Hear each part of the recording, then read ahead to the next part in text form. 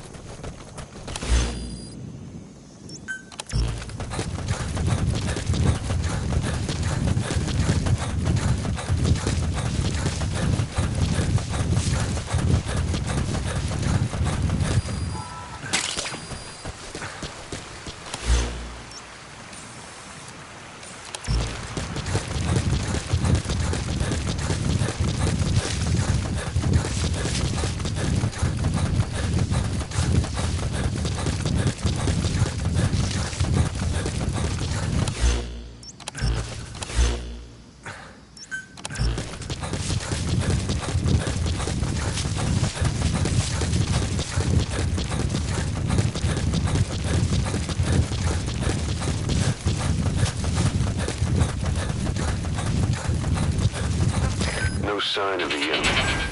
Judging from security in the area, I'd expect to see a patrol by now.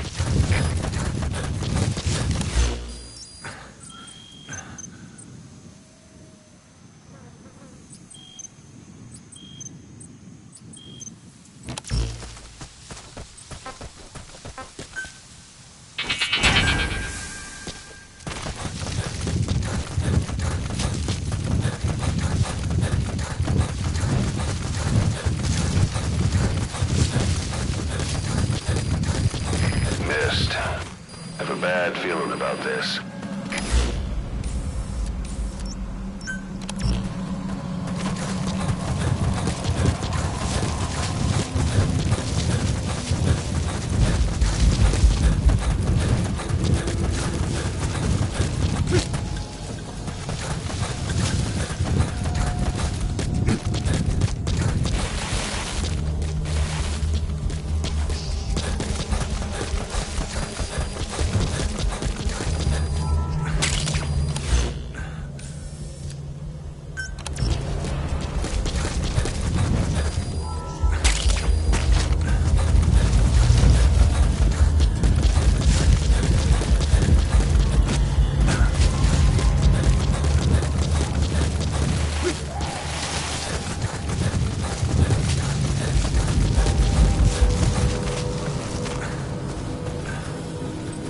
Quiet.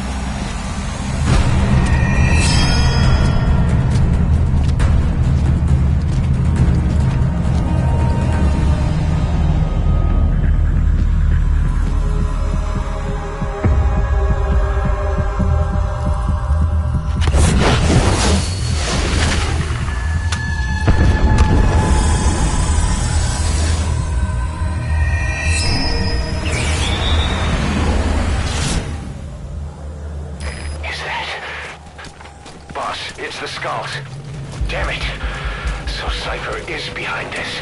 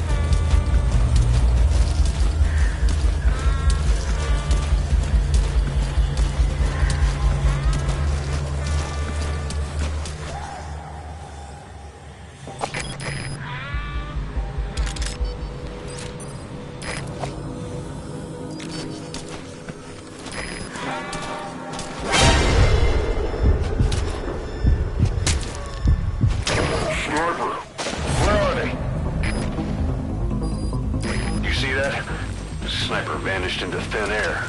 Just like quiet. If you can't mark them, there's no way to tell where they'll strike from them.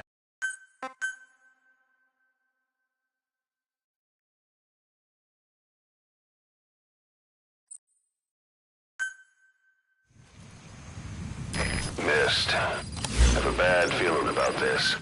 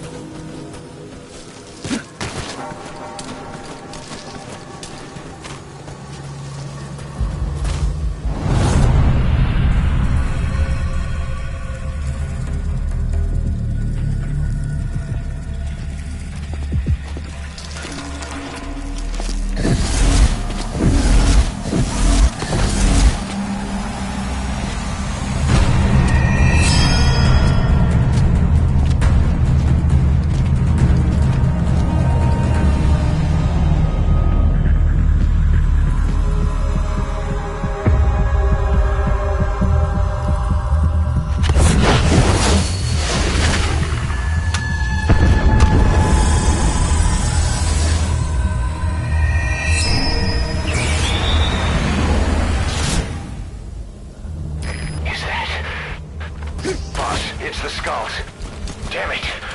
So Cypher is behind this.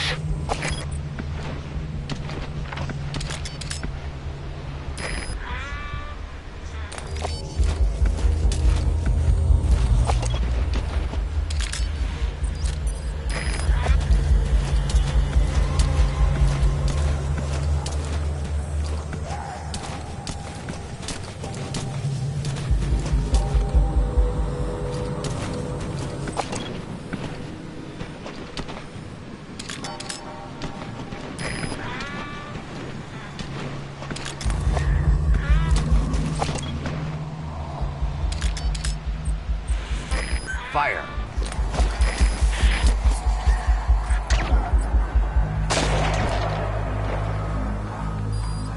You see that?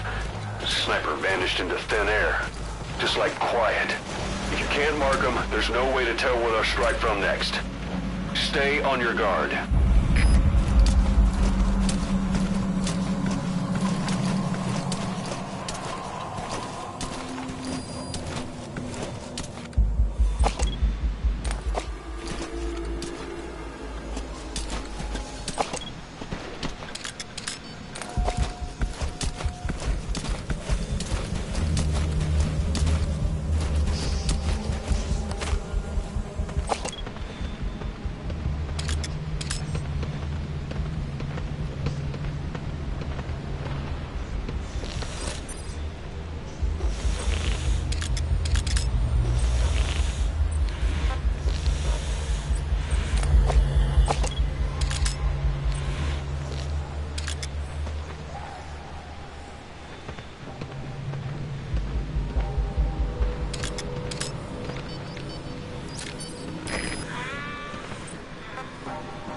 Fire.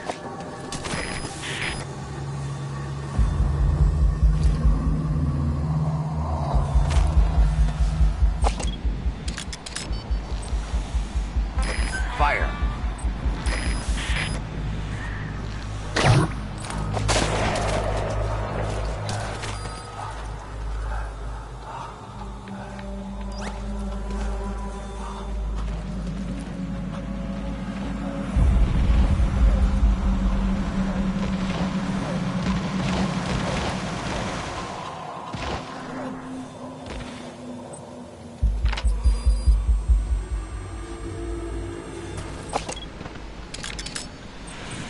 Fire.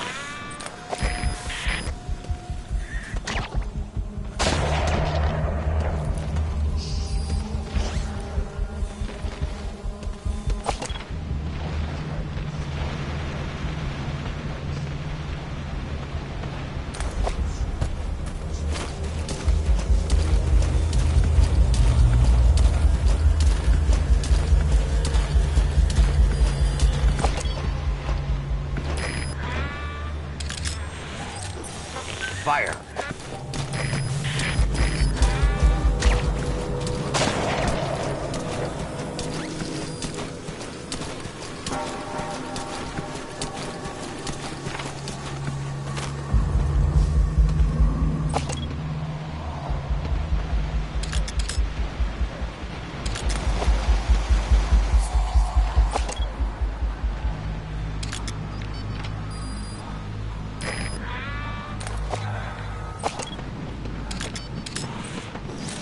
Fire.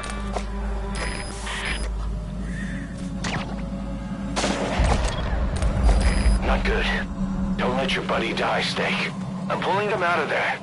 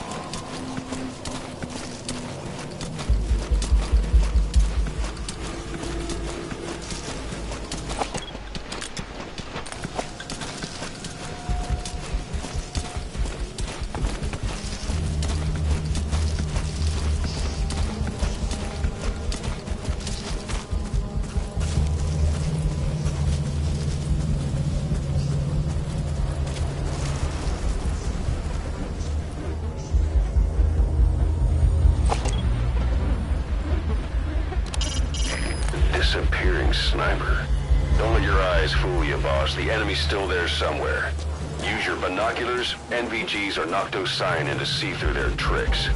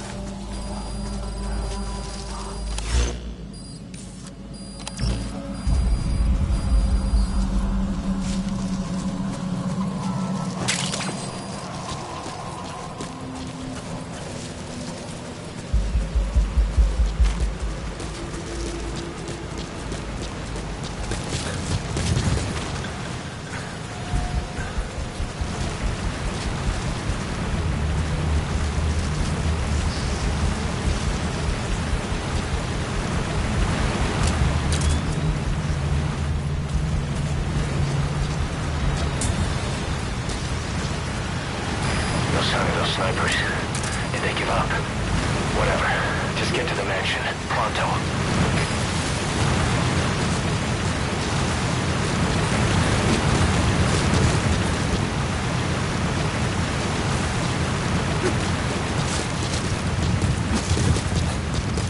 You're near the mansion. That's where you'll find the target code talker.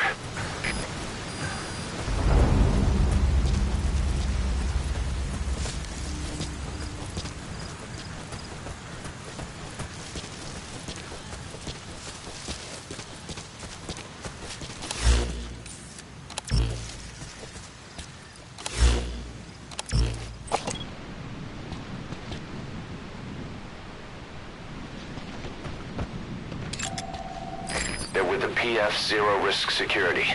Looks like they're protecting the target. Why don't you try interrogating them? They might know the target's exact location.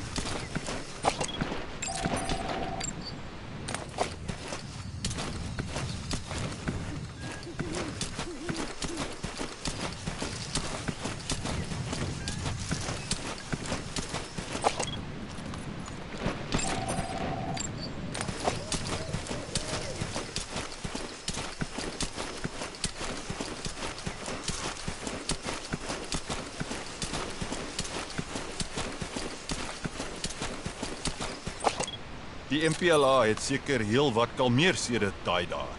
Ja, net omdat ons dit so hou. Al daai Amerikaanse wapens het 'n moerse verskil gemaak. Unite is besig om beter toegerus te raak. Ja, die MPLA behoort op die randjie van oorgee te wees. Maar as hulle dit doen, wat word van ons werk? Hulle is nog nie klaar nie. Die MPLA word ondersteun deur die Sowjetunie. Ek hoor hulle het onlangs groot befondsing gekry as militêre hulp. So, ons hou net aan om die Amerikaners en Sowjetunie se vuilwerk vir hulle te doen. Ja, al daai kak oor Pax Atomica. Die koue oorlog is als 'n pot tos. Ons oorlog is rooi warm hier. Jy het gesê, broer. In elk geval, jy het die volgende skof. Verseker. Los dit vir my.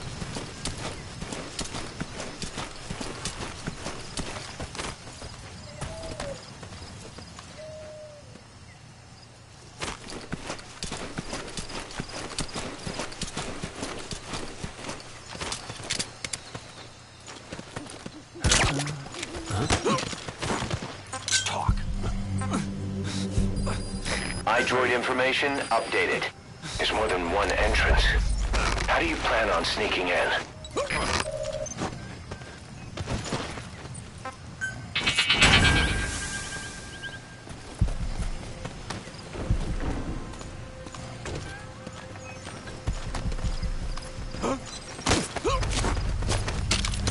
Speak. We know where to find the target. Do whatever it takes to bring Code Talker back.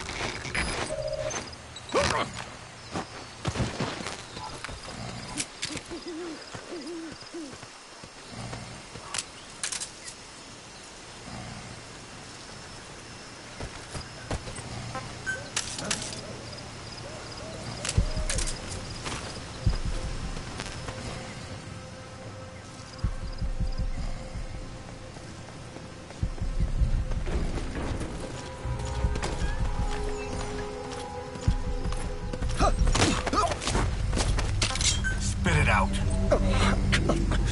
Where are your friends?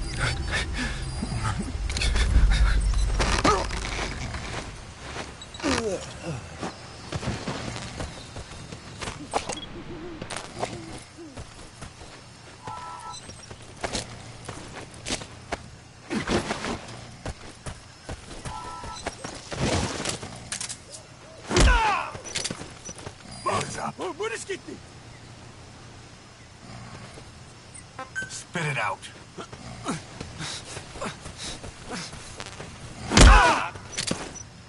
Moenie. Asseblief. Moenie dit doen.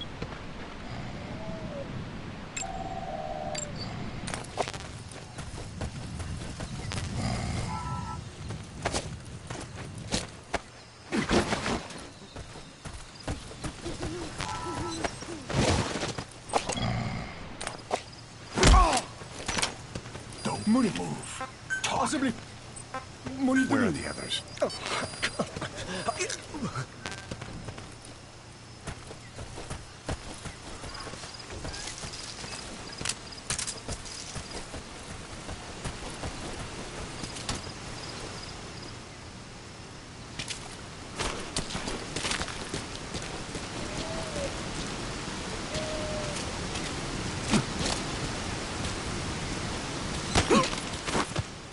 Talk.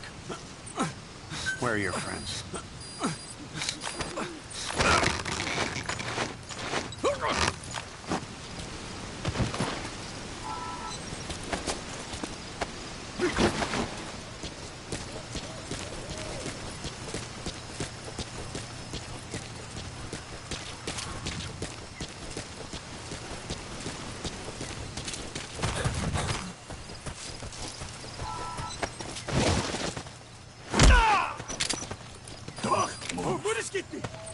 Spit it out.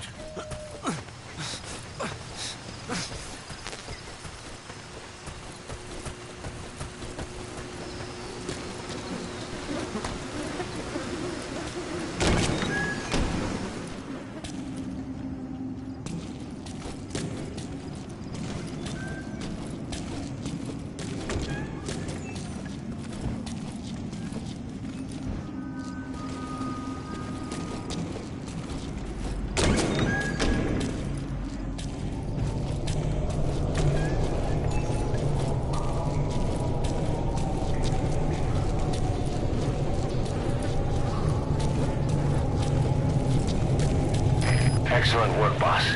They don't even know you're there. Keep it up.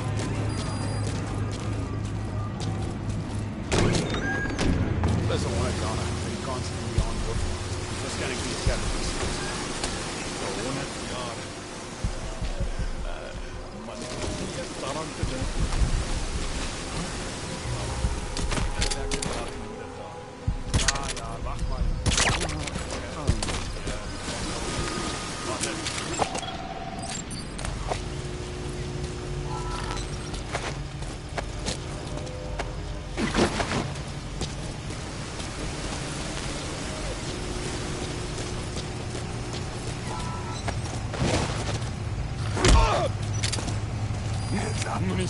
Speak. Where are your friends?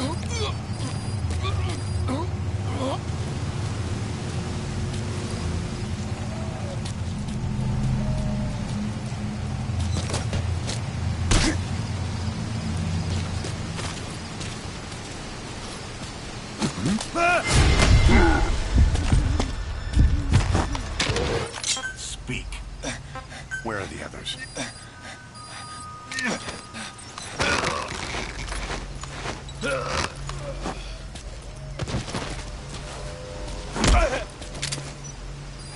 Ek wil nie prek nie.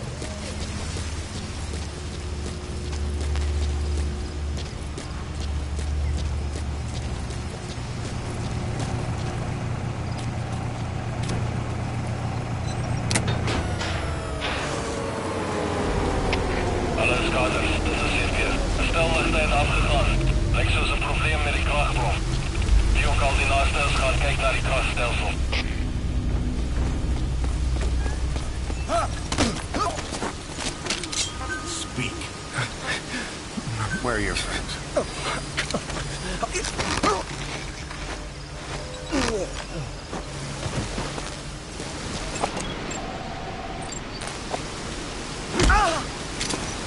Don't move. Asseblief. Moenie te doen.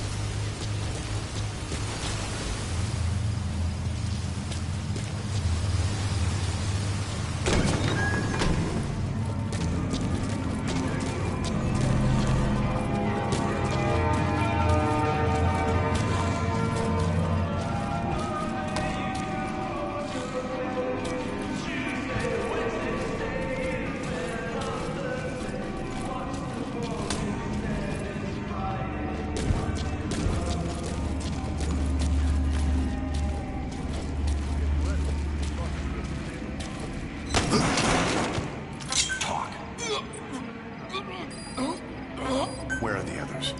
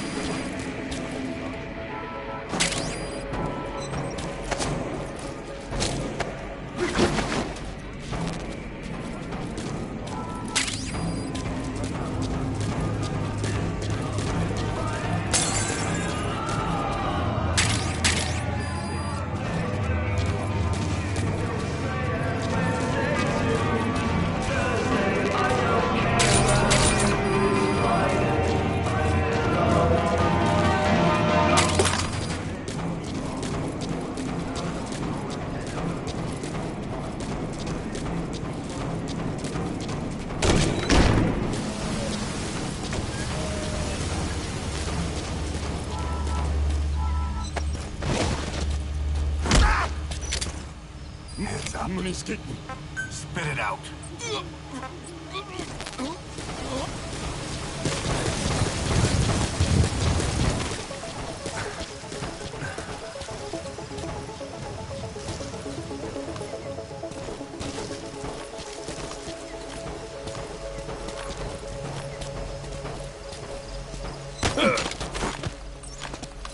Spit it out. Where are the others?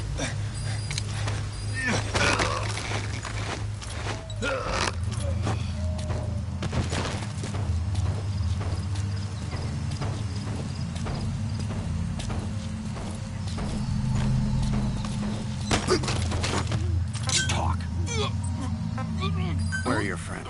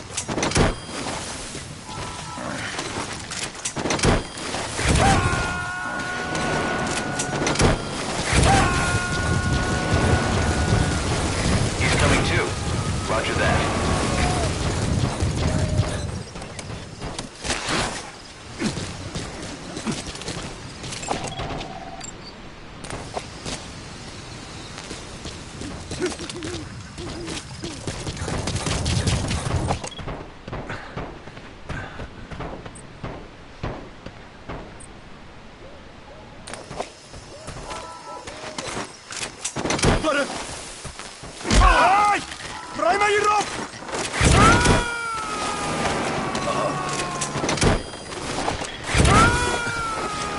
You gotta extract him.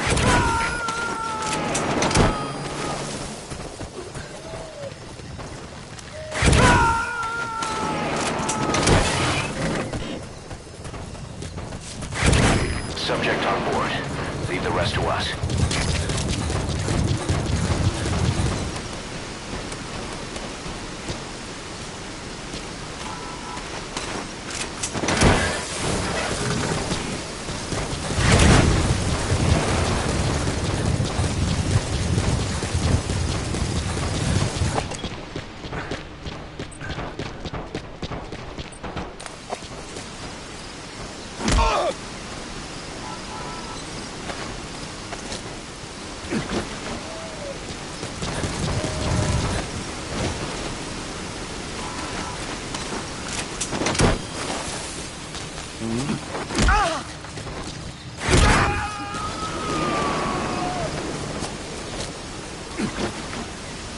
He's coming too. Roger that.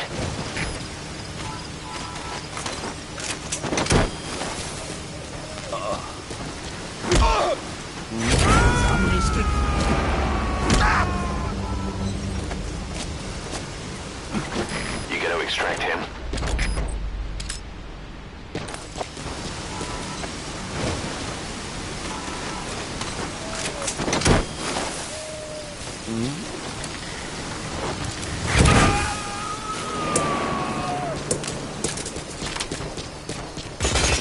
He's coming too. Roger that.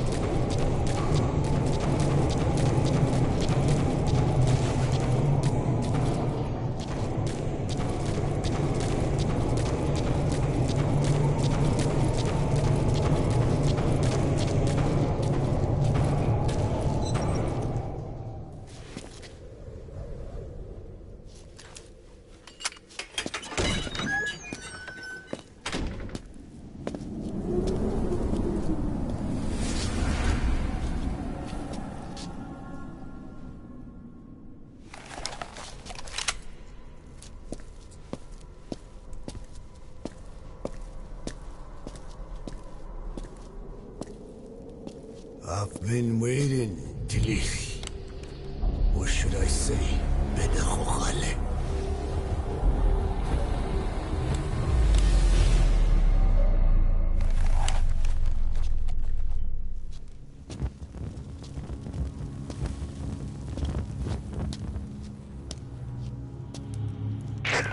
That's him. That's Code Talker. Look familiar? It's infecting my men. How do we... Silence. Or death. What do you... It could be in here. Stay quiet. Your life depends on it. Sit. The parasite has infected your band. Those are its larvae. They enter the throat and attach themselves to the vocal cords. They mimic the host's membranes flawlessly. No one can tell the difference. Upon reaching maturity, they mate. Sustained exposure to a particular sound triggers copulation. The resulting larva then feast on the host lungs, killing it. The particular sound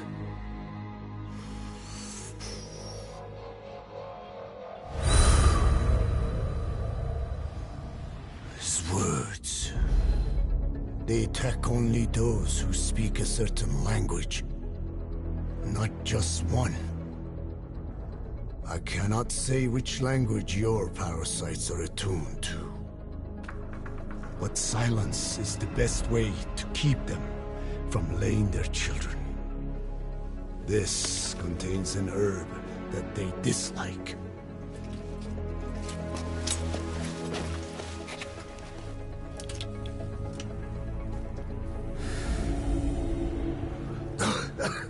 Good. That should deafen them for a while. You have bought yourself some time. Speak. Is there a cure? Once symptoms manifest, larvae have already infested the alveoli. At which point, nothing can be done. There is a way to halt the onset, which would prevent infection.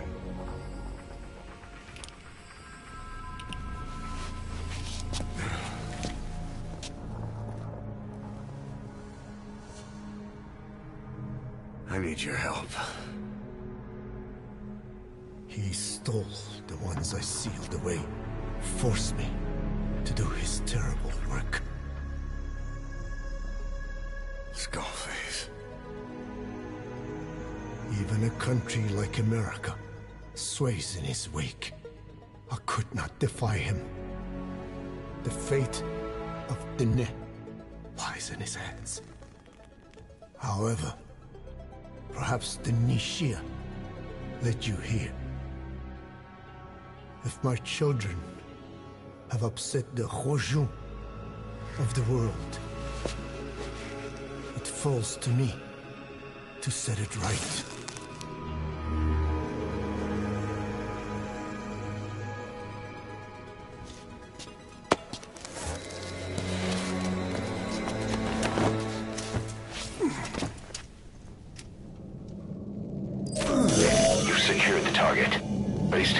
Risk a Fulton extraction. Put Code Talker in the chopper and return to base. He claims they are the dream of every ruler since the dawn of time. Teach them your enemies' words. Then unleash them on his lands, destroying only those who speak his tongue. Them his ethnic cleansers. Ethnic cleansers? That's what Skullface is after. Then, in Zoya, Badiabulo was... Boss, he's gonna wipe every language besides English off the face of the earth. Ironic, isn't it? They gave us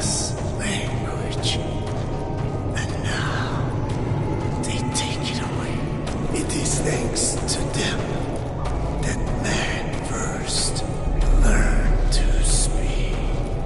But now, the hands of their clock turn back. They've been warped by the hands of man.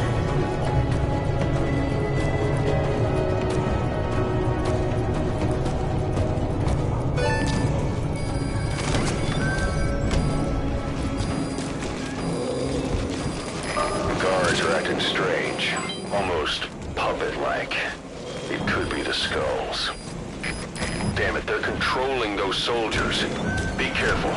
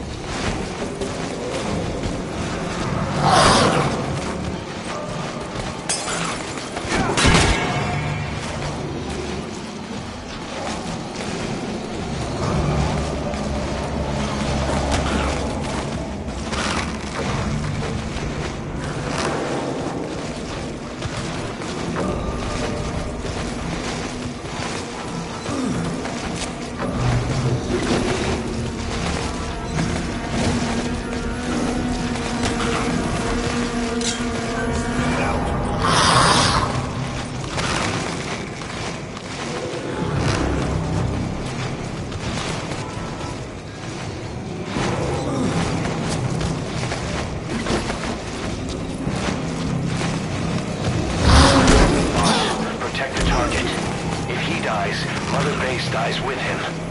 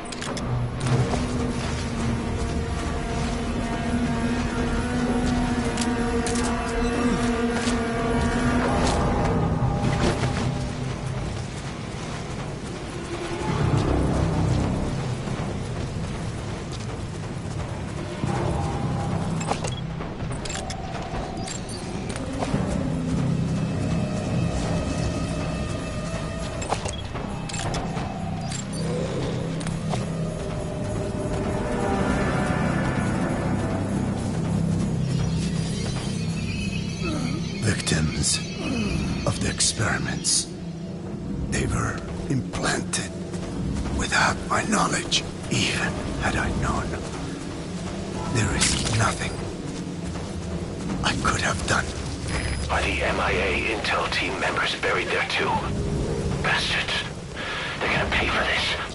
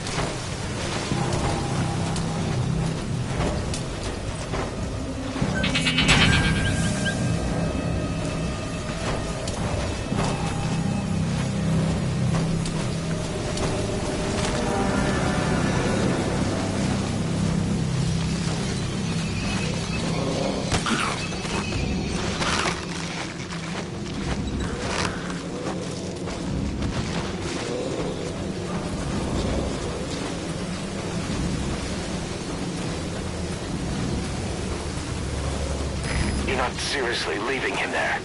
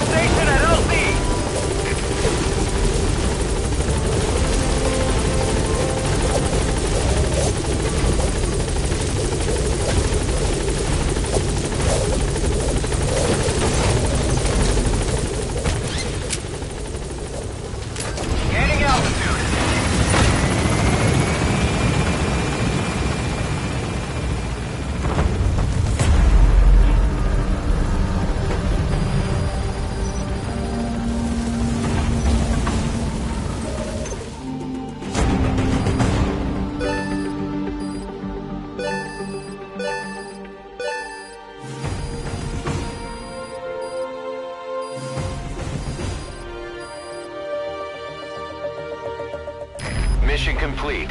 Great work.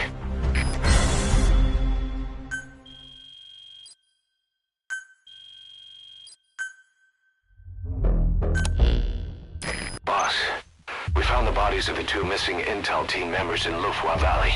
We knew we wouldn't get them back alive, but still, it's a damn shame. Don't let their sacrifice go to waste, boss. We need to stop the epidemic at Mother Base. That old man, Code Talker, he's the only hope we've got.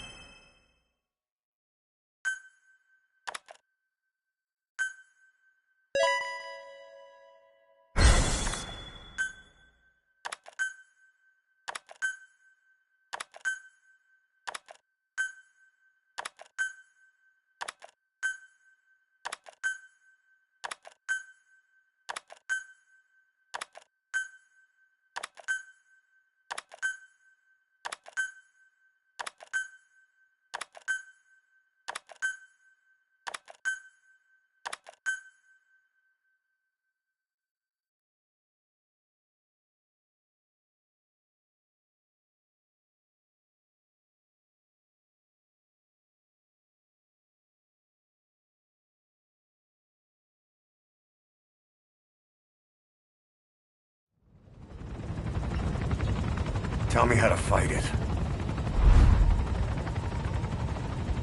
I hid the answer in a microbe this one carries. It turns the male parasites into females, preventing reproduction. One parasite infecting another. However, it doesn't affect only the parasite. It alters the host as well. Your infection will be contained, but you and your men will also be rendered infertile. That is the price you must pay to regain your speech.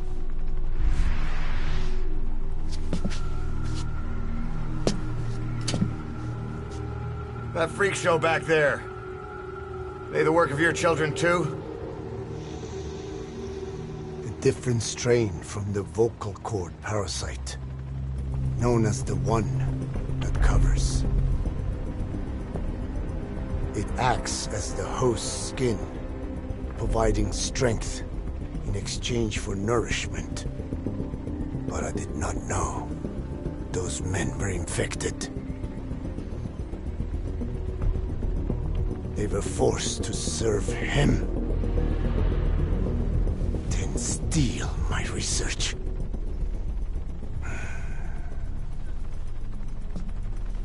Have you seen one of their vehicles? The yellow cake. Captured a convoy they were escorting. Cargo, some kind of mineral. What became of it? The metallic archaea. Out ahead! It's them.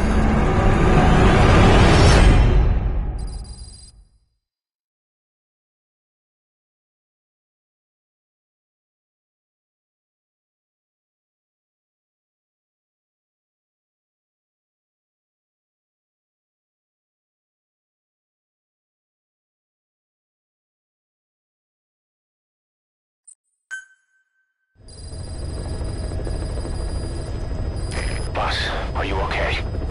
So the vocal cord parasites that have infected Mother Base, they're ethnic cleansers designed to silence those who don't fit into Skullface's worldview.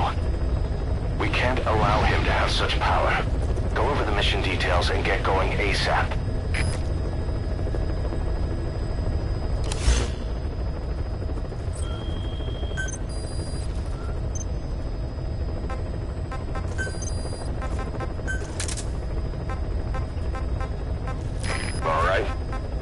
The staff you specified. Did you figure out what's causing the infection?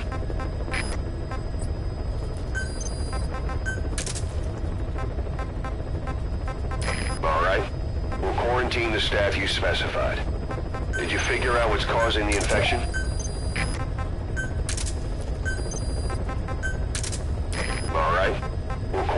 the staff you specified. Did you figure out what's causing the infection?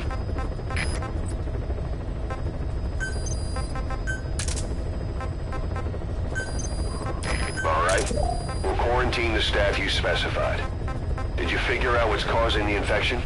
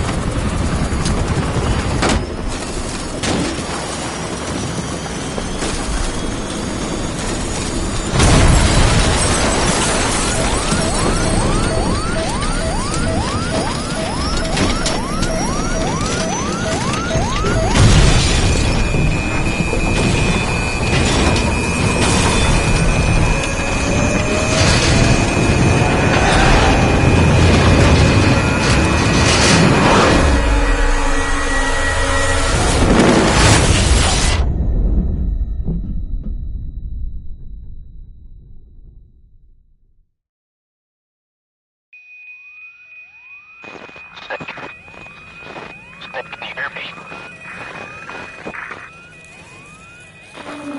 Are you okay?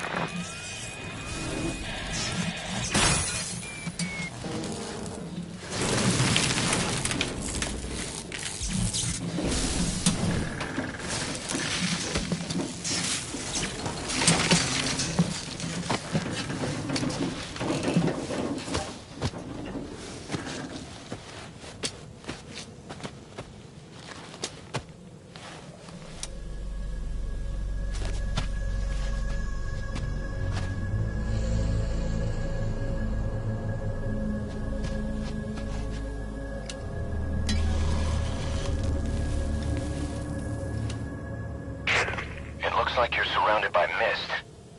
The support chopper can't get close to your position right now.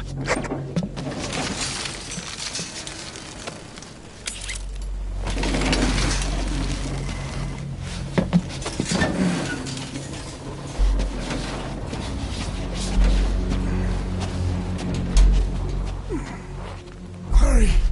They are coming!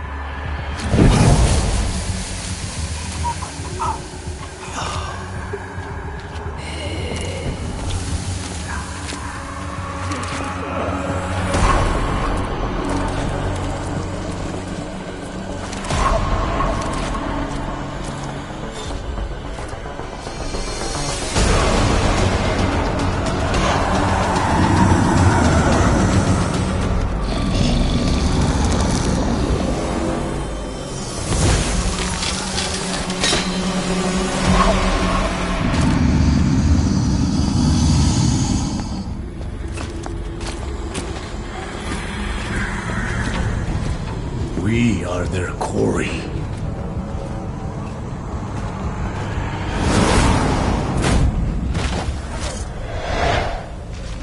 Skulls. So that mist is their work. We won't be able to send in another chopper for now. Boss, you need to eliminate the skulls. General, go talker.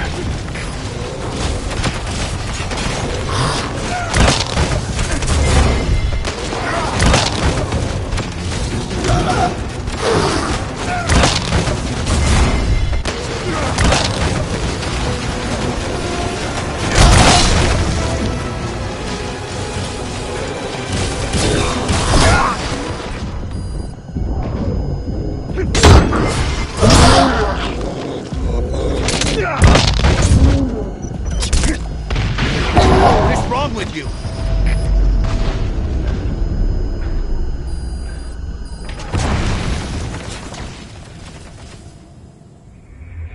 Code Talker is dead.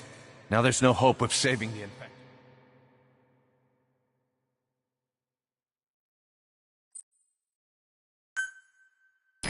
Skulls. So that mist is their work. Send in another chopper for now. You need to eliminate the skulls. Go talker.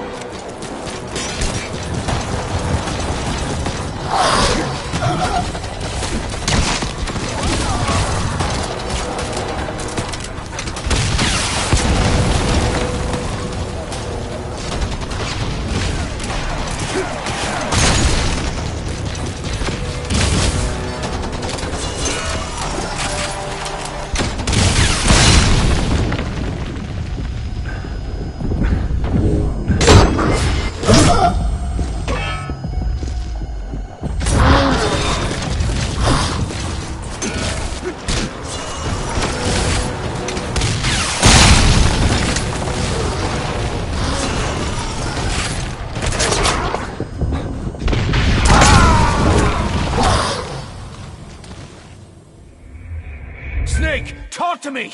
Snake!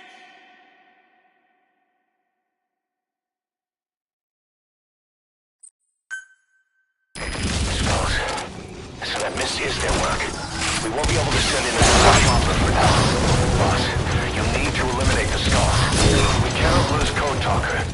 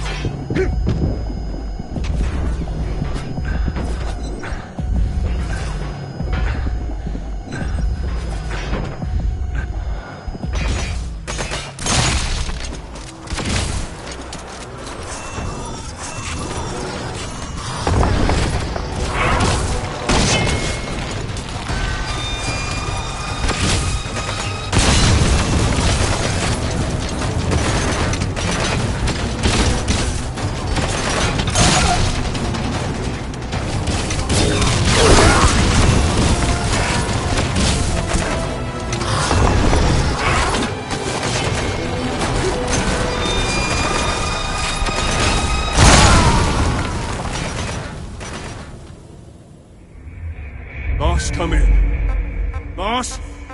Boss!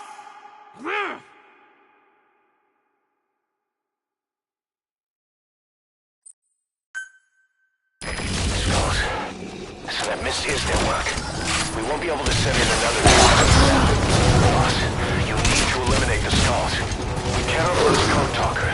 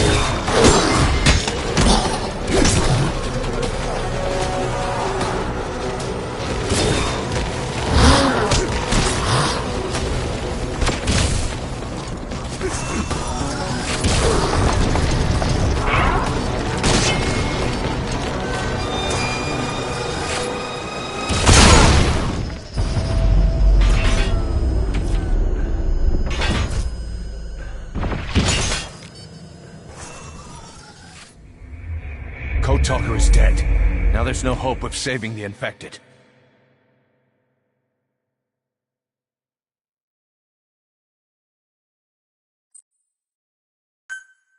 Skulls. So that Misty is their work. We won't be able to send them on the chopper for now. Boss, you need to eliminate the skulls. We cannot lose Code Talker.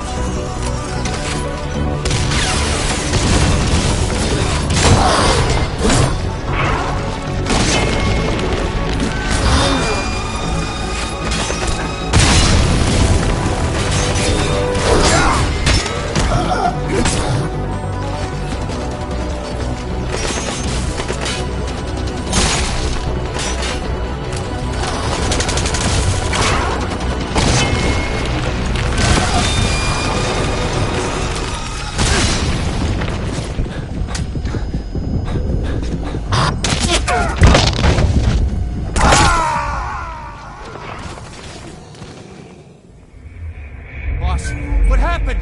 Boss!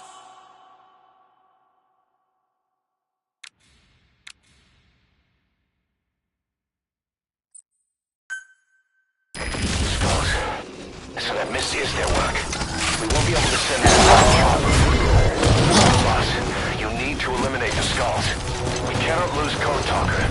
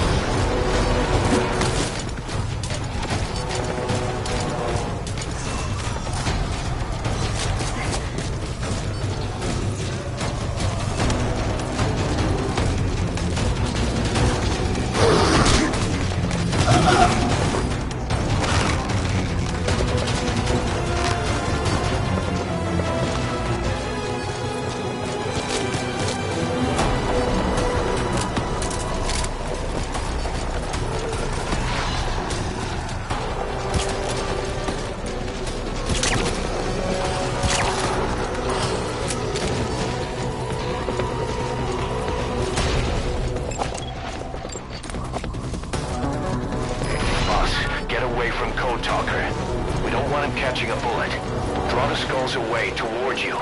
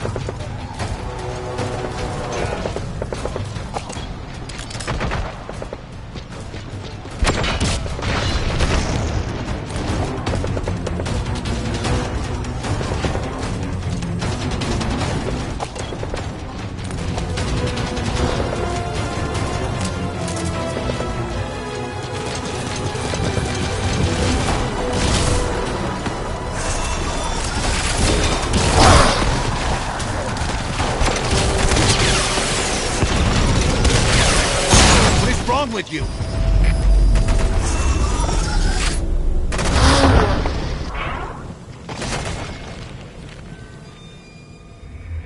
Code Talker is dead. Now there's no hope of saving the infected.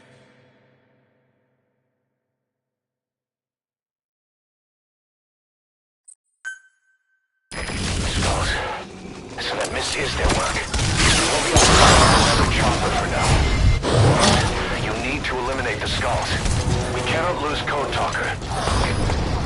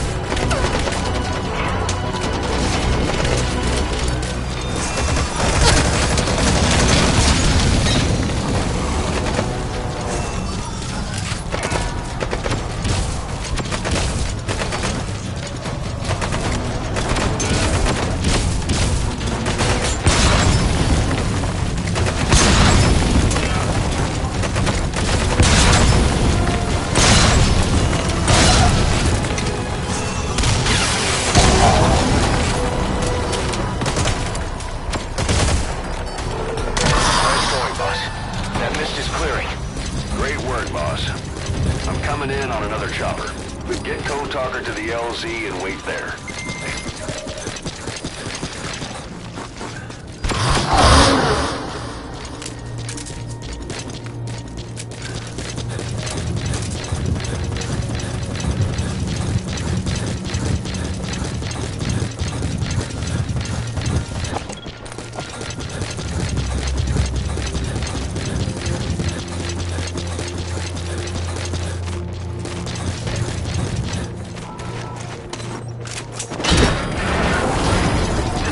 Arriving shortly at LZ.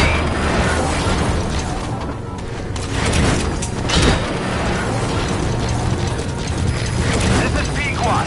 Have arrived at LZ. Will stand by.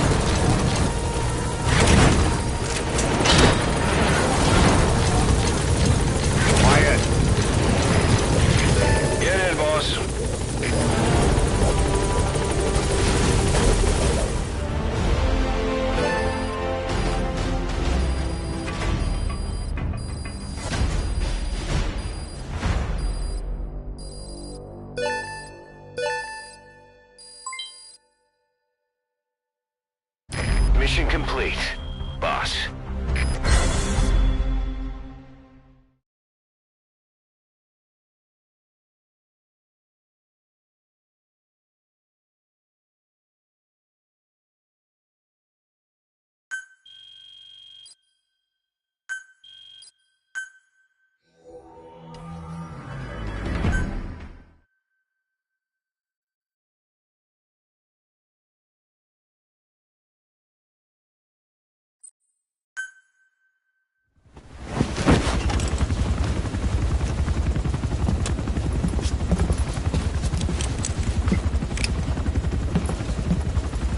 Skullface is no longer in Africa. The nuclear test was a success. Now they turned their knives on me. Satellites didn't read any test. Neither did seismometers. The detonation test took place 5 years ago in the southern Indian Ocean. The final test was the opposite, to prevent detonation. You mean?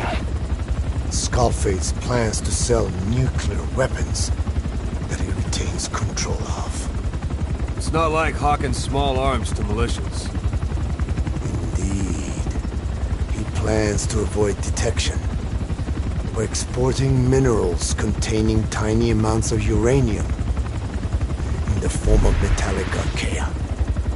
Once on site, the metallic archaea enrich the uranium and weaponize it. Loaded onto all-terrain bipedal machines, they ensure any country, armed group, even the smallest terrorist cell, can become a nuclear power. Bipedal. So that's why they needed Huey. A nuke business to replace the arms business. And Skullface owns the market. The very atmosphere of nukes, anywhere and everywhere. Deterrence on all sides. So that's why he ran a non-detonation test. Yes. Another metallic archaea instantly overrides the criticality generator. It fails safe only he controls.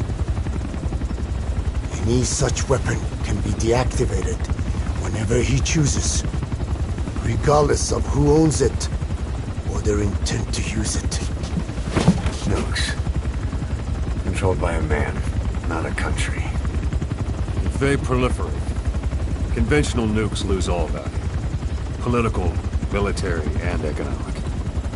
The two superpowers become powerless.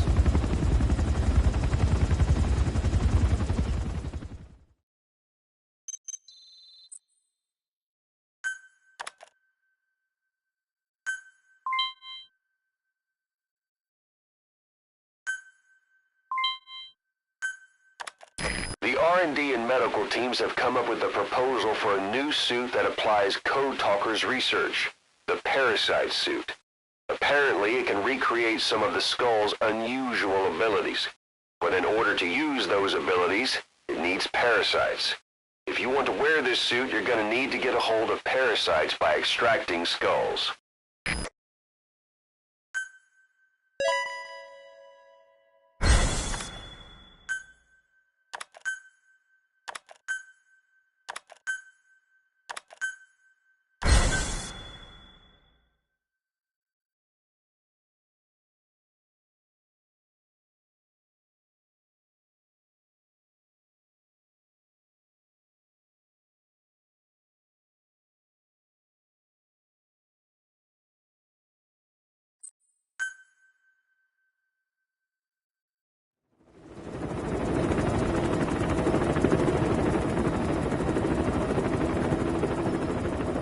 We need to stop the epidemic at Mother Base.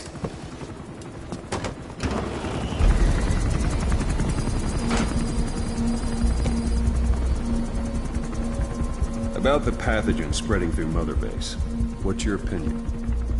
Textbook symptoms of vocal cord parasite infestation. And judging from this casualty list, it is the Kikango strain, meaning a breed of parasite that triggers symptoms upon detecting pronunciation specific to Kikango.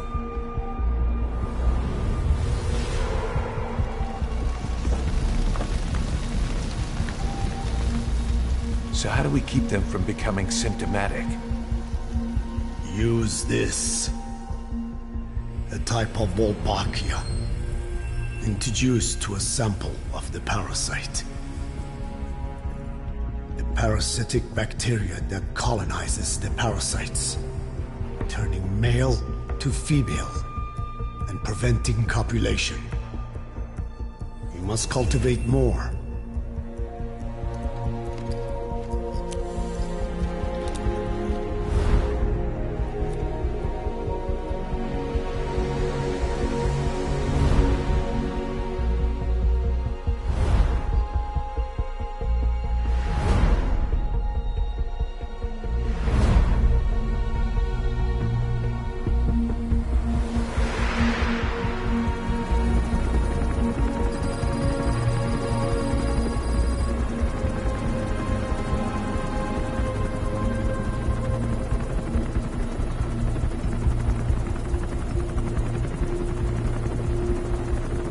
Thanks to Code Talker, we've managed to put a stop to any new vocal cord parasite infections. We couldn't save those already symptomatic, but everyone who survived has been released from the quarantine platform.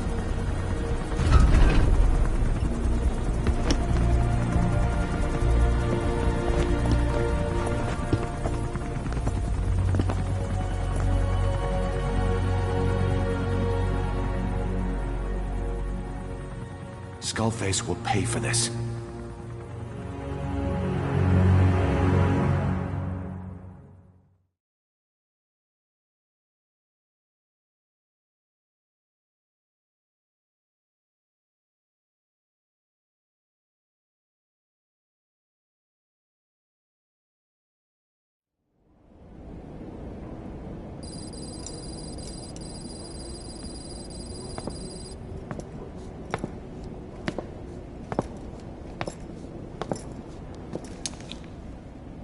Again with the truth serum?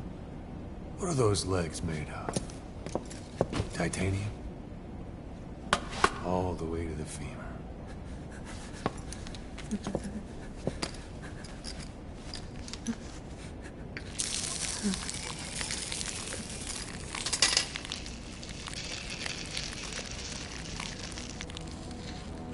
Metallic archaea.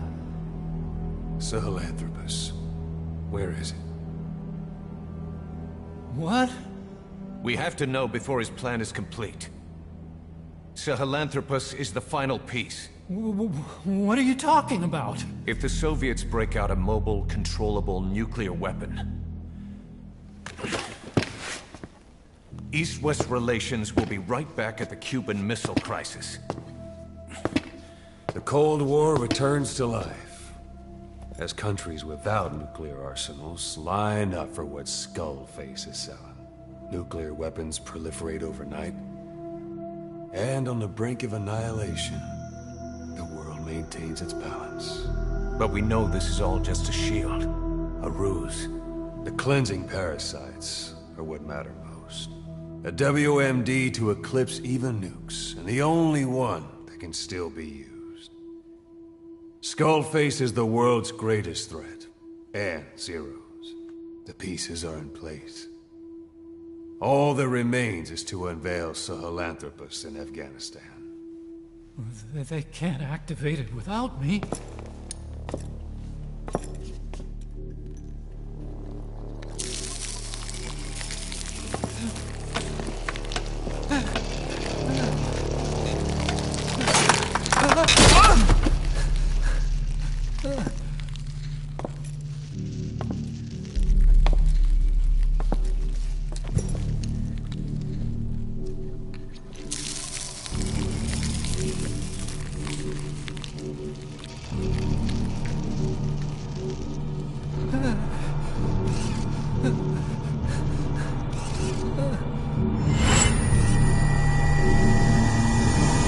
Okay, B-Zero.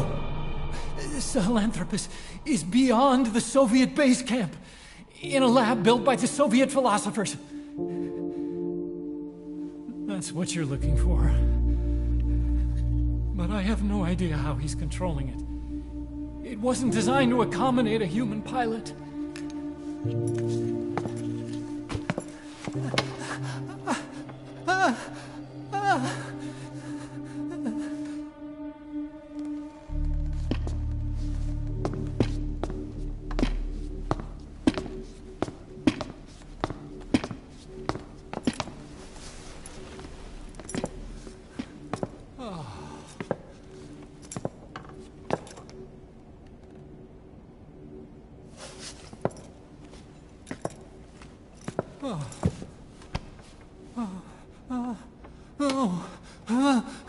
No!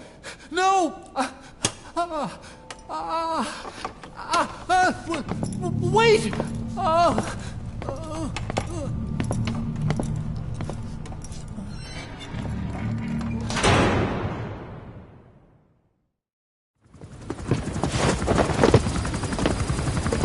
We got word from Afghanistan. Everyone at the Soviet base camp's dead. No sign of fighting. Parasites. Skullface's men then headed north. The target is OKB-0. That's where he'll activate Sahelanthropus.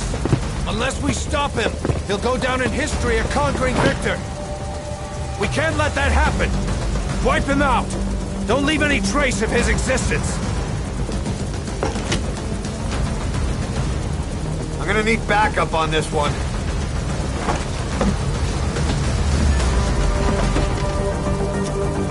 You'll rendezvous on site.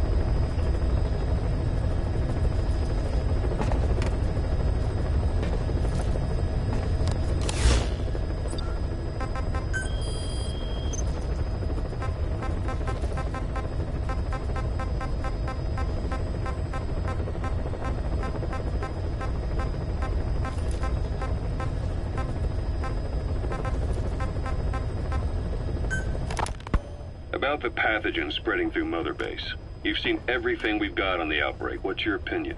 Textbook symptoms of vocal cord parasite infestation. And judging from this casualty list, it is the Kikongo strain, meaning a breed of parasite that triggers symptoms upon detecting pronunciation specific to Kikongo. So our Kikongo-speaking staff are at risk? Quite so. He's right. All the victims do speak Kikongo. So they can survive if they just use another language? There is no guarantee. You're only dealing with the Kikongo strain. Other language strains may be present. You well know he was teaching them languages from all over the world. The Devil's House. Nzoya Badia Bulu. There is no way to know how many strains he has at his disposal. So how do we keep them from becoming symptomatic? You mentioned using microbes. Use this. A type of Wolbachia.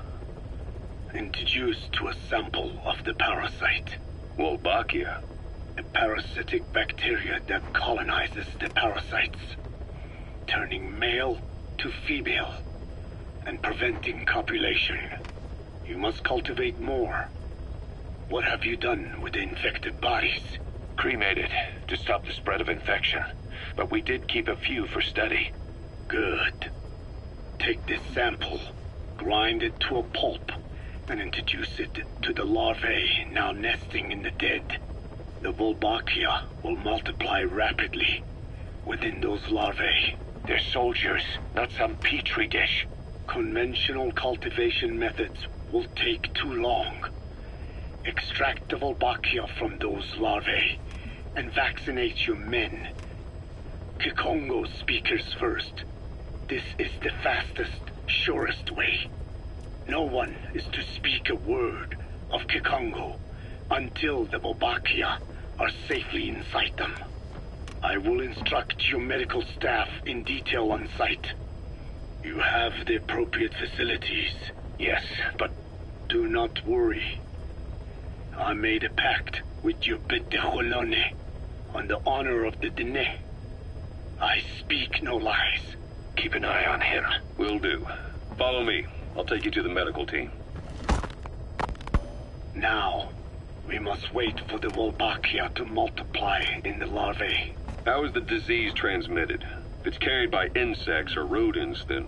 There is no intermediate host. So... The vocal cord parasites lay their eggs in the larynx of the host. Most hatch and migrate to the lungs, but some are transported to the mouth through ciliary movement, mixing in with saliva. Saliva. Droplet transmission. Sneezing, coughing. Any food or water containing infected saliva. It would spread fast. Indeed. And when the larvae migrate to the lungs, symptoms can resemble the early stages of a cold, making it easy to infect others. Meaning a simple conversation would be enough to pass it on. All right, so what happens after the larvae migrate to the lungs? It is as I said before. They mature by feeding on alveolar tissue. It is only then that noticeable symptoms appear in the host. And by that point, it's too late. He's infected everyone else. It's one hell of a weapon you've created. That is what Blag Ana wanted. Something that would spread easily. In truth, he's not the reason. But we will discuss that another time. The Wolbachia have multiplied. We're preparing to extract them and begin vaccinating. But is this really the only way? Sure, it'll prevent infection, but the cost? You would rather remove their vocal cords? No. Tactical communication's the linchpin of what we do. What if we were to ban the use of Kikongo? Insufficient. First, there's no guarantee that only the Kikongo strain is here. Second, there is the matter of how the parasites lay their eggs. Before they can copulate, they must be exposed to the pronunciation of a specific language for a period of time, like a container filling with water. But the duration between when the container is full and when the copulation actually begins varies from case to case. In other words, even if the infected stop speaking as a countermeasure, it may already be too late. The only true solution is to prevent copulation through the Wolbachia, or by physically removing the affected tissue. Do any anti-parasitics work? It sounds as though you have already tried. Yeah. We tried every one there is, and nothing. I have yet to find a medicine that can remove the parasites. At best, it temporarily covers their ears. Why is that? Because the parasites are companions to us. To remove them inevitably harms the host. Companions? More than you think. And this is why the human immune system cannot eliminate them. We've inoculated the staff with Wolbachia to keep them from becoming symptomatic. That should also contain the infection.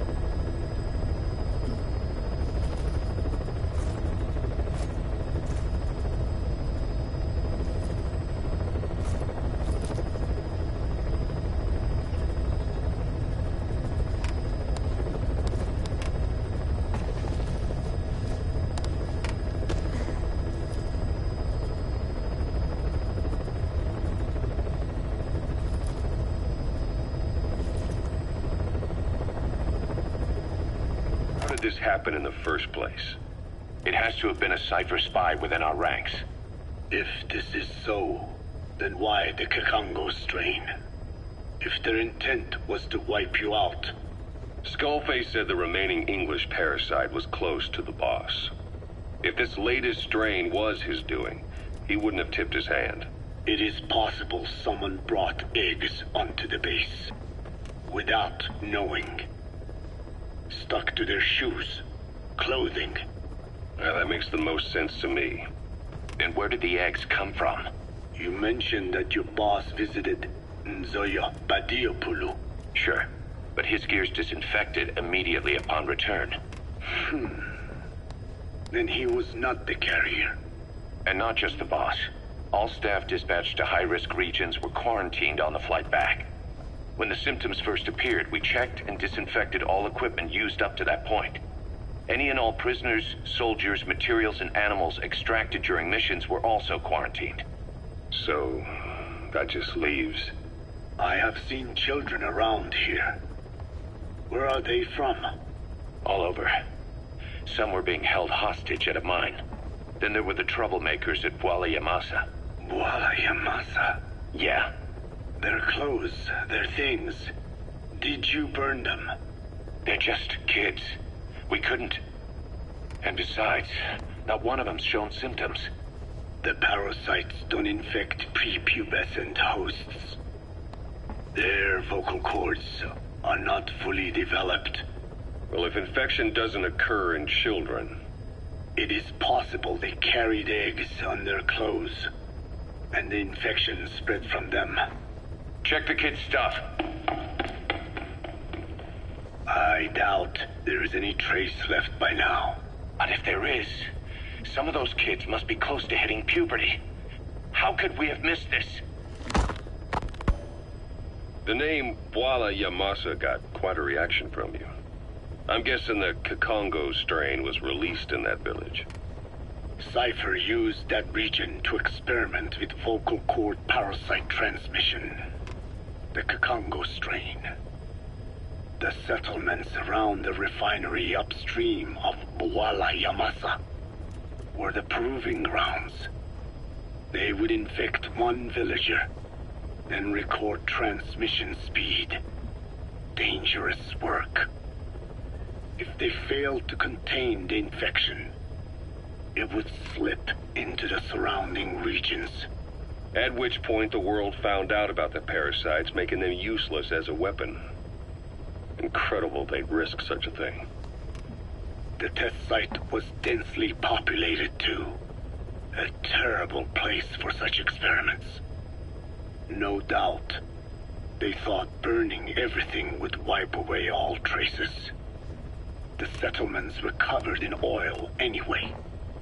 Who would wonder if one day they caught fire? And so it did. They burned it all, living and dead. Those remains. But they miscalculated. Transmission speed was far faster than anticipated. It may have been the temperature, or hygiene standards, or perhaps the parasites reacted quickly to Kikongo. Whatever the reason, nearly all villages were swiftly infected, and the settlements reduced to mounds of corpses.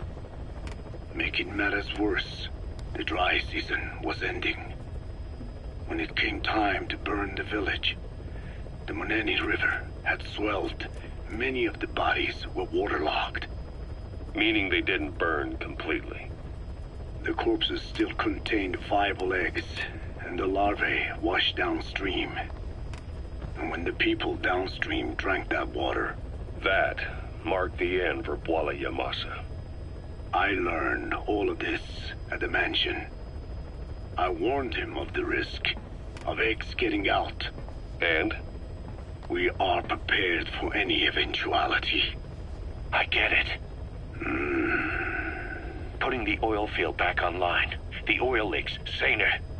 They plan to pollute the river, prevent the spread of infection. But the oil flow was stopped, and downstream the people of Masa village started using the water again. The PF soldiers deployed at the village were locals, spoke Kikongo. They were infected, and the kids survived. I've heard enough. And who stopped the flow of oil? Don't. We did. That confirms it. The source of the Kikongo strain infection was Masa village. And the children brought it here. It is no one's fault. There is no blame to be cast. The parasites, they were tested in other regions? Their physiology requires that they be tested under varied conditions. Another test site was in Afghanistan. So it was the parasites there. Both the Pashto and Tajik languages are spoken in the mountains of Afghanistan, and population density is low. Ideal testing grounds for how accurately the parasites target only the specified language. It is also relatively easy to prevent the spread of infection. And the results? The first test, I am told, was a success. Once the Pashtun Mujahideen were infected with the Pashto strain, they were all but wiped out. The Hamid fighters at Smasei Fort. It was doubly successful. No Tajik Mujahideen or Soviet soldiers became symptomatic. So the parasites proved to be effective. What about the second test? Also supposedly a success. The Pashtun village was the target. However, the original aim was to obtain samples of the infected. In this, they failed. And the village? The Soviets enacted a standard scorched earth operation. That must have been the village where Malak lived, before being held captive at La Marjate Palace. Having had more time to think on it, the details shared with me may have been false. They are madmen who would do anything to cover up the truth. They certainly seem to like tossing their problems in the fire. As a boy, Skullface's life went up in flames.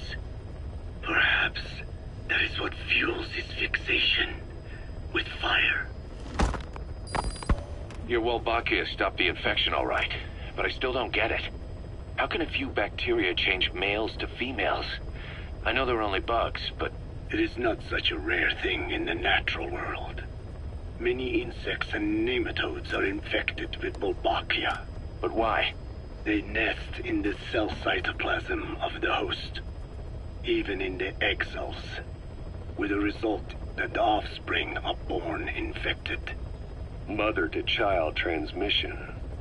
However, Wolbachia cannot nest in sperm because they do not have cytoplasm. So even a successful infection of a male ends after a single generation. This means the Wolbachia must resort to maximizing the population of infected females. Sounds like an ethnic cleansing campaign on a tiny scale. Gender change from male to female is their survival tactic. So more females means more Wolbachia carriers, so it can keep thriving in the following generations. But the parasites in a human host are supposed to be a mating pair. If there's no male, there'll be no offspring at all. It's killing itself. Slow down. This tactic is intended for environments where a single male can copulate with multiple females.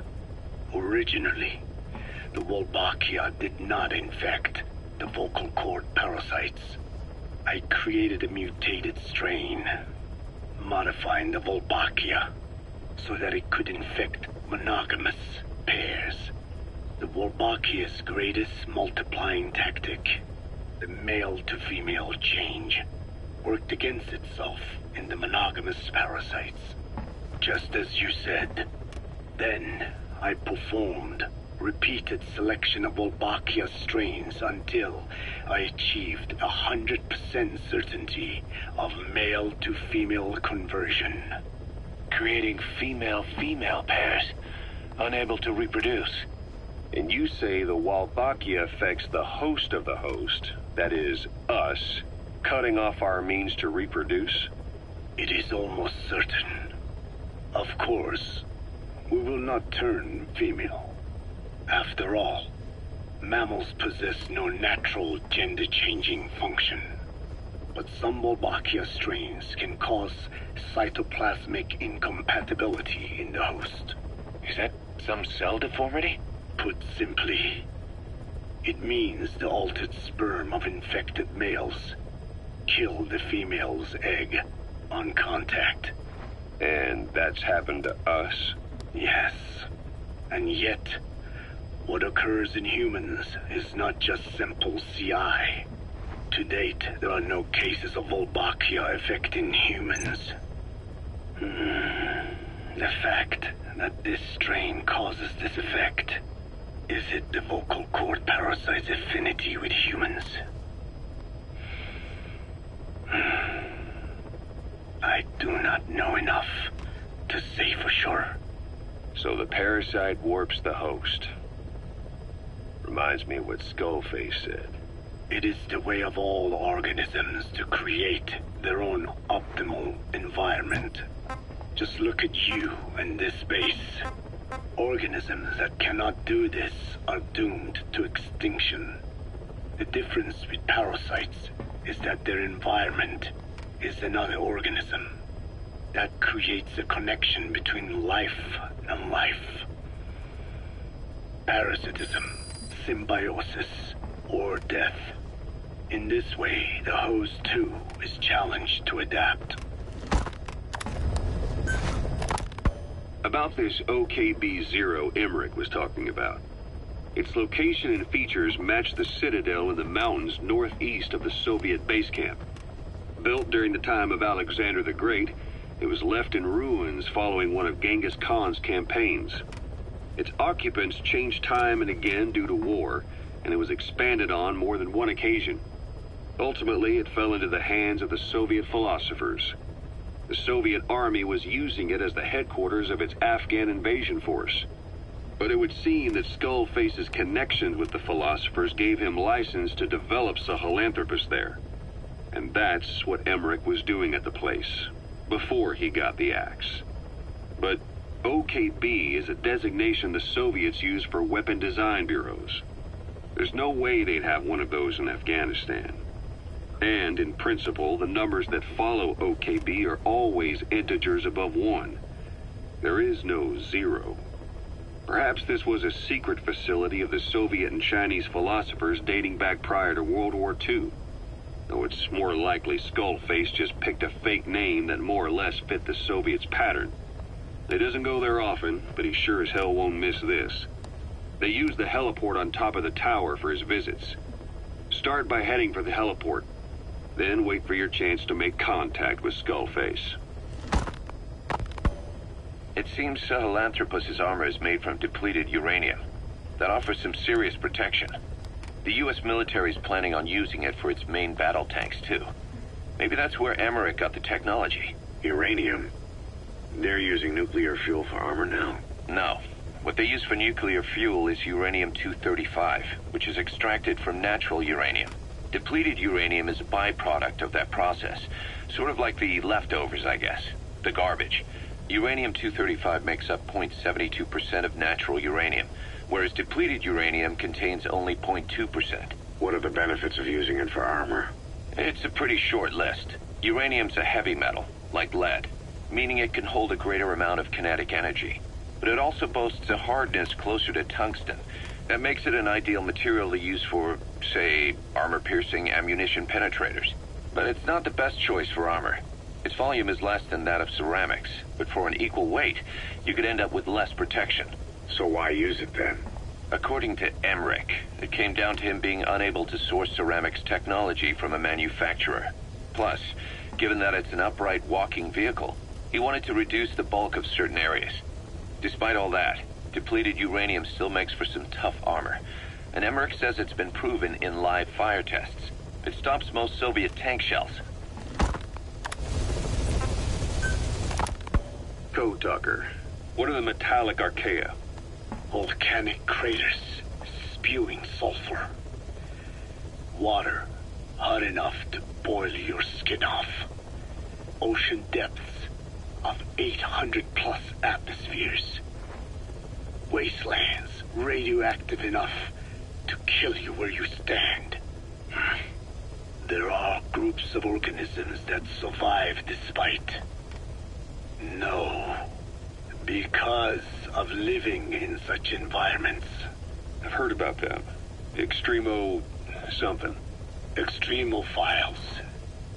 By selecting certain species, then subculturing and repeatedly modifying them, I created a metallic offspring of pure archaea. They subsist on metals rather than organic matter. And some of them even consume uranium? Yes. Uranium enrichment archaea metabolize only uranium-235. As a result, they produce weapons-grade enriched uranium. How is that possible? Consider how plants fractionate carbon isotopes when they conduct photosynthesis. Nature possesses abilities beyond our imagination. So it was archaea that brought down your chopper? Corrosive archaea, yes. They oxidize metals, feeding off the energy in the electrons they receive. What became of the wreckage? We had the R&D team retrieve samples for study in airtight plastic containers, of course. Prudent. We shall extract archaea from it in good time. They should help you fight back against Black Anna. Any chance we could start now? It doesn't have to be a lot. I might just have another use for them. If it's only a small amount you need. That's fine. I'll get the R&D team to assist. Let's go. South Africa was previously suspected of developing nuclear weapons. It already had a conspicuous presence at the UN because of apartheid and its armed expansionism. But when neighboring Angola and Mozambique became socialist countries in '74, South Africa felt hounded into a corner. So it accelerated its nuclear program to protect itself. 3 years later, the Soviets discovered a test facility, and 2 years after that, an American satellite observed a flash in the southern Indian Ocean. It said this was South Africa conducting a nuclear test with the help of a certain ally. Skullface used the situation in South Africa to get this ally to lend a hand. They both wanted nukes, so it was a mutually beneficial relationship. On the surface, anyway. I figure South Africa started getting serious about nuclear weapons production in '75. In '74, the government was still able to get by with bluffing that it had a nuclear arsenal. But the year after, word spread that an independent armed group in the Caribbean was crushed by Cypher for possessing a WMD. That's right, boss. What happened to you and your men was the reason South Africa decided to push ahead with nuclear development. A force independent of any country getting its hands on a nuke. That was a threat to the existence of countries everywhere. It wasn't just South Africa. Your presence pushed a lot of countries to get nukes. The world was scared of you. You were a threat to more than just the Cold War. If nations are gears in a machine, you had the power to smash them loose and watch the whole world grind to a halt. Emmerich uses externally powered legs of his own design. It's bionics technology, a product of the U.S. military's failed attempt to develop a powered exoskeleton. All the wearer has to do is apply a little force, and the actuators continue the movement in that direction. But his legs are unique. Instead of using a hydraulic mechanism, the actuators run off metallic archaea. That increases the actuator's reaction speed and also enables him to lock and release the joints at will. The legs are a nifty little gadget, but they have two clear weaknesses. First, they're dependent on external power, maybe because he built them knowing he couldn't leave his lab. There's no internal battery. That's why they won't work if they aren't plugged in. Second, and this is more than just a weakness, the legs are directly connected to his bones. Could be to minimize signal loss and the orders output to the legs and the drive response from them. Either way, Emmerich has used bolts to attach load-bearing parts directly to his femurs, probably by mimicking surgical treatment for compound fractures and the like. But the end result is those legs and his body are fused together, and that appears to be how he's able to move them so precisely. But that also means that any shock to the legs would be delivered right to his bones by way of those bolts. The same is true if he encounters the corrosive metallic archaea. If the corrosive archaea ate into the exposed bolts, they'd reach the endoskeleton parts and eat through them too in the blink of an eye. The doctor's bones are full of holes to accommodate all the bolts. They're like sponges. If he were to lose the reinforcing parts, even the tiniest bit of force or weight would snap his bones. So when I dangled those corrosive metallic archaea in front of him, he realized straight away what would happen. Life wouldn't be worth living if he lost those legs of his. I'd bet that is what the doctor fears the most. I just helped him imagine what it would be like. Thanks to that, I got the information we needed without either of us getting hurt. You know how he is. He's probably already over the shock. The better you know your adversary, the easier it is for you to get information from them. And vice versa.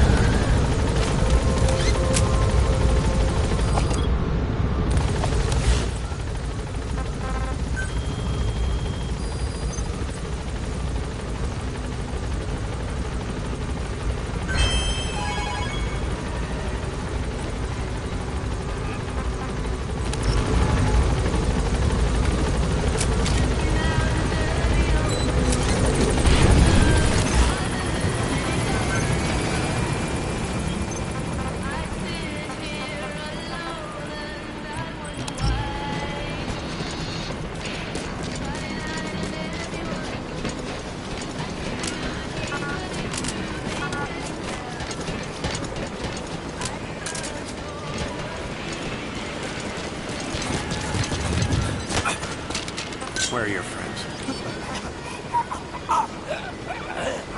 Spit it out.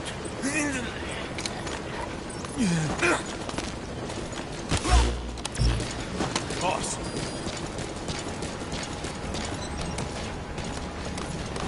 Thank you for stopping the infection, boss.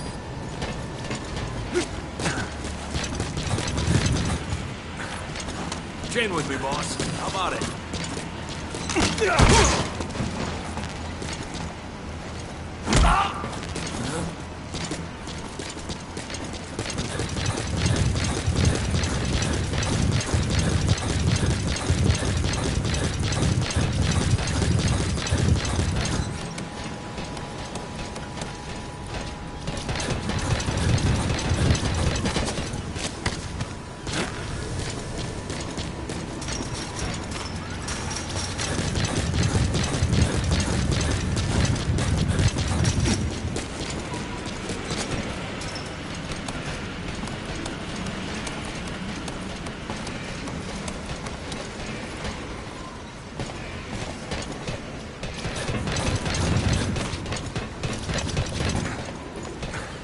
Thank you for getting those animals out. Where are the others?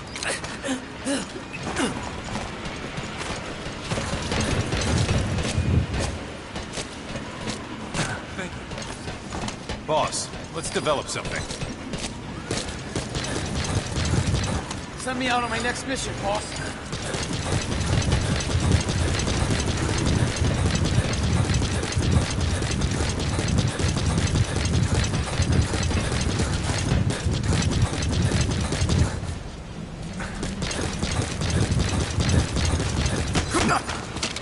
Where are your friends?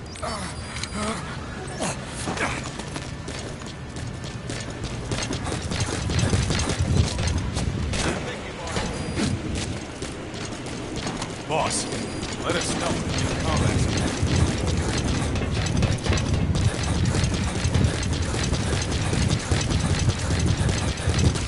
Got time for a mock battle, boss? Thank you, boss. Boss, we really need some more room here.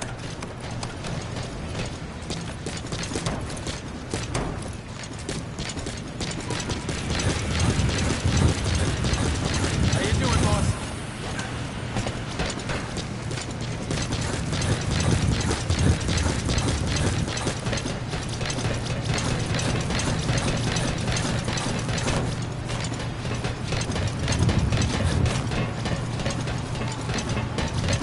Up early, huh, boss?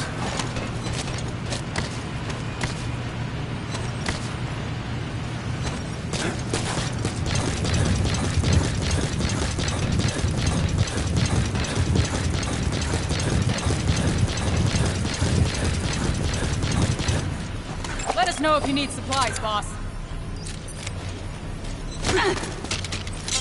Where are your friends?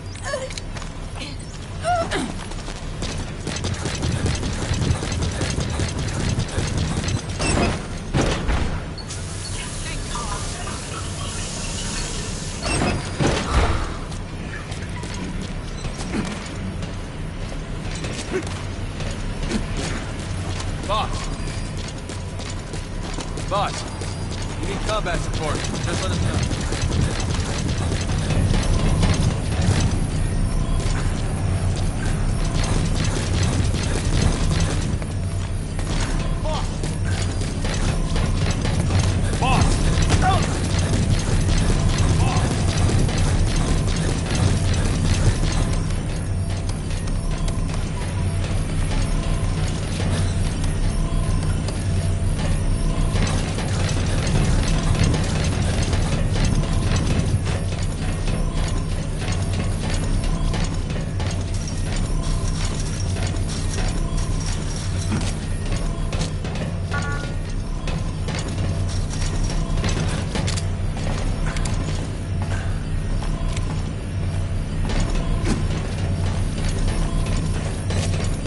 Boss, thank you for putting an end to the epidemic.